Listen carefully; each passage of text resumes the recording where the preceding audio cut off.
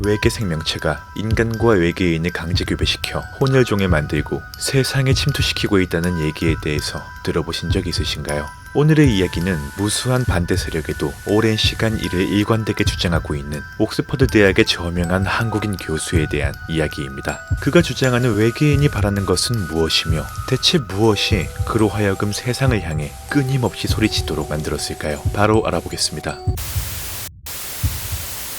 소처럼 일하는 루팡에게 구독은 큰 힘이 됩니다. 우리 대한민국은 해외의 여타 강대국들과 달리 외계인에 대한 연구에 있어 유달리 미진합니다. 1952년부터 1969년까지 미 공군이 운영했던 블루북 프로젝트, 1960년대 소련 연방보안위원회 KGB가 관리했던 외계인 파일, 1977년 프랑스 국립항공우주국에 설치되어 1997년까지 연구에 연구를 거듭해온 국방고등연구원 미확인 대기현상 연구팀, 2007년 12월 영국 국방부에서 공개하기로 한 UFO 연구 프로젝트까지 확실히 우리나라와는 달리 해외에서는 오랜 시간 외계인과 UFO에 대해 다양한 연구에 몰두해왔는데요. 그런데 우리나라에도 이러한 외계인의 연구에 몰두하여 세상에 인정받고 있는 저명한 교수이자 연구원들이 있었습니다.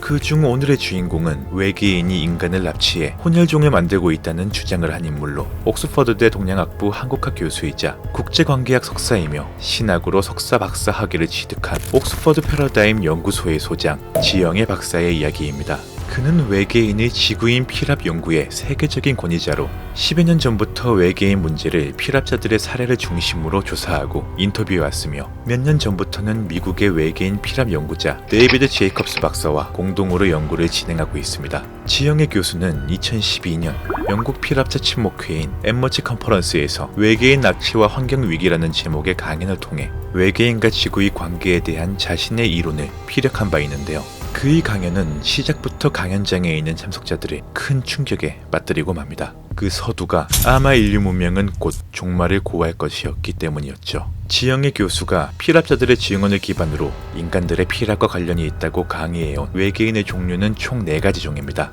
첫 번째는 키 90에서 120cm에 회색 혹은 연두색 피부를 지니고 있고 검고 큰 아몬드형의 눈에 코, 입, 귀는 퇴화하여 흔적만 남아있는 머리가 몸보다 월등히 발달해 전체적으로 가분수형인 소형 외계인. 두 번째는 150에서 180cm로 조금 크고 모습은 앞선 첫 번째 종과 유사한 대형 외계인. 세 번째는 인간과 매우 흡사하지만 뱀의 비닐과 눈을 지닌 인간형 외계인. 마지막 네 번째는 곤충형 외계인으로 사마귀의 모습에 가까운 외계인이라고 하는데요. 이 사마귀 곤충형 외계인들이 다른 외계인 종들에게 명령을 내리는 가장 높은 위치에 있으며 이들이 곧 혼혈종 생산을 비롯한 다양한 생물학적 실험을 위해 인간을 납치하고 있다는 것입니다. 그렇다면 이 외계인들이 인간을 납치하여 감행하고 있는 이 실험이란 대체 어떤 것일까요? 이에 대해 지영애 교수는 외계인 납치 연구가인 미 템플대 데이비드 제이콥 교수의 말을 인용하여 외계인들이 지구인을 납치하는 주된 목적은 인간과의 이중교배를 통해 혼혈종을 만들어 궁극적으로 지구를 식민지화하는 것이라고 말했습니다. 그리고 이는 혼혈종들로 하여금 지구 곳곳에 잠입시켜 기후변화 등 지구의 주된 문제에 개입해 인간의 죄악을 막기 위함이라고 주장하는데요. 그의 주장에 결정적으로 힘을 싣는 것은 외계인들이 지구상에 빈번하게 등장한 시기는 기후변화와 핵무기와 같이 인류가 현재까지 직면한 크나큰 위기들의 발생 직후였으며 외계인과 인간의 혼혈종 생산은 앞서 말한 바와 같이 인류 문명의 퇴보에 대응하기 위한 측면이란 것입니다.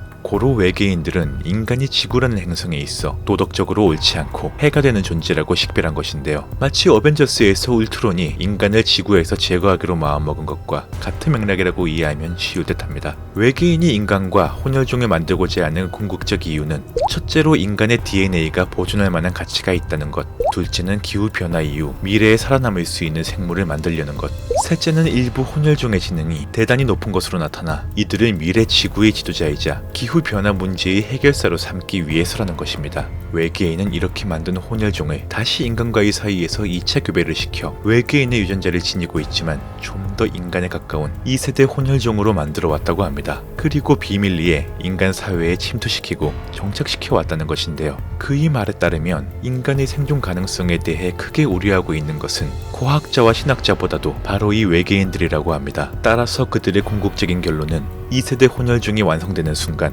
더 이상 우리 인류의 사회를 걷지 않을 것이다. 직역해서 인류는 곧 멸망하게 될 것이란 것이죠. 그렇다면 인간이 이러한 외계인의 혼혈종 프로젝트를 중단시키기 위한 방법은 과연 없는 것일까요? 이에 대해 지영애 교수는 최선의 방법은 곧 기후변화를 막으려는 최선의 노력이라고 말했습니다. 인간이 기후변화를 막기 위해 노력해야만이 인류 스스로를 구할 뿐만 아니라 외계인으로 하여금 인류의 도덕적 수준을 잘못 판단했음을 증명받을 수 있을 것이란 것이죠. 하지만 그럼에도 지영애 교수는 인류의 미래를 어둡게 바라봤습니다. 인류에게는 기후변화를 막고 지금의 현 상황을 개선할 기술이 있음에도 기후변화 방지를 실행할 정치적 의지가 없다는 것인데요. 지영애 교수는 세상을 설득하기 위해 여러 방면으로 자신만의 노력을 거듭해왔습니다. 2012년부터 옥스퍼드대의 교내신문 옥스퍼드 스튜던트에 해당 이론에 대하여 끊임없이 주장해왔으며 2016년 1월에 접어들어서는 주간조선과의 인터뷰를 통해 미국, 영국, 일본, 러시아 등은 외계인에 대한 사회적 관심이 대단히 크다고 얘기하며 외계인 문제는 기존의 패러다임을 파괴하는 일이고 인류의 운명과 직결되는 것이기에 강대국 외에는 다룰 수 없다고 현실에 대해 주장했습니다. 이후 2018년 4월 세계적 명사들을 초청해 다양한 주제로 강연과 토론을 펼치는 행사 옥스퍼드 유니온에서 지구에 외계인이 있는가 없는가를 주제로 토론을 벌이자고 제안하기도 했지만 아쉽게도 대학 측으로부터 거절당하여 개최는 하지 못한 바가 있습니다. 지영애 교수는 이런 사항은 일반인이 잘 모르는 것이고 피랍 경험을 말할 때 이런 사실이 나오면 그 진술을 진실이라고 인정할 수 있다라고 말하며 피랍 경험은 실제 생체 실험을 당하는 끔찍한 기억으로 피랍자들은 그 사실을 고통스러워하고 숨기려고 하지 다른 사람에게 자랑하려 하지 않는다라고 주장했습니다. 물론 그의 주장에는 수많은 반박 의견들이 존재하는데요. 그는 이러한 부정적인 견해들과 함께 자신의 가설들을 다듬어 외계인 방문과 인류의 종말이라는 책을 발간하게 됩니다. 해당 도서에는 이게 과연 말이 될까라는 의아함을 자아내는 기록들이 많이 존재하는데요.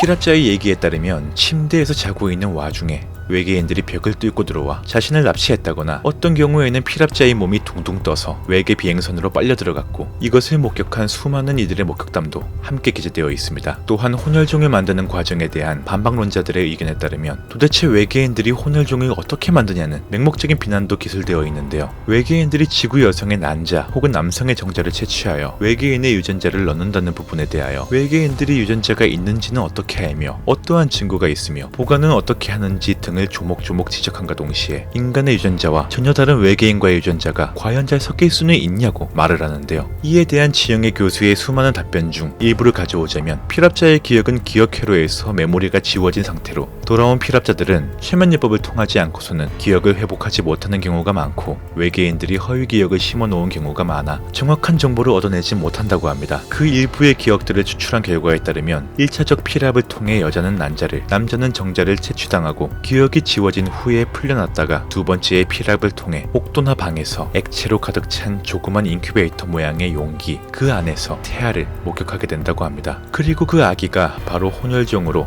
외형상 남녀의 구별이 뚜렷하진 않으나 느낌을 통해 성별을 유추 가능하다고 얘기하죠. 해당 도서에는 수많은 기록이 존재하나 그 내용이 심히 방대한 관계로 이 정도로만 약술하여 정리하겠습니다. 여러분은 이러한 이야기를 들으며 어떻게 느껴지셨나요? 해당 답변 또한 너무 뜬구름잡는 얘기 같고 허무맹랑하게 느껴지기도 했을 텐데요. 사실 눈으로 보이지 않는 것을 믿는다는 것은 결코 쉽지 않습니다. 그럼에도 우리는 이 허무맹랑한 주장에 대해 가장 의아하게 생각해야 할 부분이 있는데요. 이러한 보이지 않는 외계인에 대한 책을 소위 말하는 지식인, 신학을 전공한 지영애 교수와 종교학을 전공한 최준식 교수가 썼다는 사실입니다. 일반적으로 외계 생명체는 소위 말하는 제도권에 속한 사람들이 결코 관심을 가진 주제가 아닙니다. 이러한 가운데 대학을 적으로 두고서까지 굳이 UFO를 끈질기게 연구하고 끊임없는 비난 속에서 의견을 관철한다는 것은 그만한 나름의 이유가 있기 때문이 아닐까요? 한국 내에서는 그 외에도 외계 생명체에 대하여 저명한 영향력을 갖춘 우석대의 교수이자 UFO 조사 분석센터의 소장 서종환 씨도 있습니다. 그는 서울대를 졸업하여 영국 케임브리지 대학에서 박사학위를 취득한 소위 한국의 0.01%의 엘리트 지식인으로 볼 수 있겠는데요. 대체 이러한 지식인들이 뭐가 아쉬워서 한국에서는 인정도 받지 못하는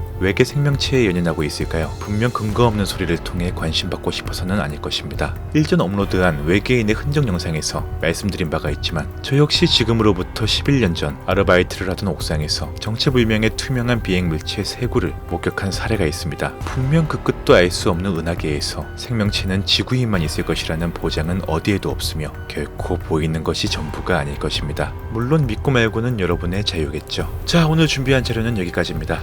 저처럼 일하는 루팡에게 구독과 좋아요, 알림 설정으로 큰 힘을 북돋아 주시면 다음번엔 어김없이 더 좋은 영상으로 돌아오겠습니다. 말하는 오징어 수리루팡이었습니다. 오늘도 시청 감사합니다.